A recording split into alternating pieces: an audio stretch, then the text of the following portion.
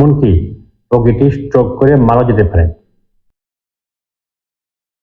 পরম করুণাময় মহান সৃষ্টিকর্তার নামে শুরু করছি। আসসালামু আলাইকুম। সকলে নিশ্চয়ই ভালো আছেন। আমি ডাক্তার মোহাম্মদ আসাদুজ্জামান আকন্দ সাগর।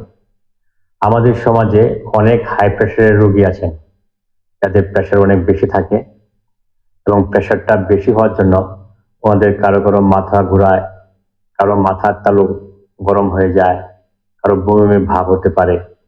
এই জন্য ওনারা মূল প্রেশারের বড়ি না খেয়ে এইসব লক্ষণের জন্য নিজেরাই ওষুধের দোকানে গিয়ে বারগন, স্টিমিটিল, মুডন, ফ্রেনজিট বা রেনজিট এই ধরনের ওষুধ খেয়ে থাকেন। এই ধরনের ওষুধ খাওয়ার পর তাদের ওই যে মাথা ঘোরানো, বমি বমি ভাব বা মাথার তালু গরম হয়ে যাওয়া, এইসব লক্ষণ কমে যায়, কিন্তু মূল যে প্রেশার, হাই প্রেশার, সেটি কিন্তু কমে না, নিয়ন্ত্রণে আসে না। এবং প্রেশার নিয়ন্ত্রণে না আসার জন্য এই প্রেশারের যে শারীরিক ক্ষতি, সেগুলো কিন্তু হতেই থাকে। এমনকি রোগীটি স্ট্রোক করে মারাও যেতে পারেন। কাজেই আমাদের উচিত এসব ওষুধ নিজেরা না খেয়ে একজন ডাক্তারের শরণাপন্ন হওয়া এবং হাই প্রেশারের ওষুধ খাওয়া। তাহলে আমরা অনেক দুর্ঘটনা থেকে বাঁচতে পারবো।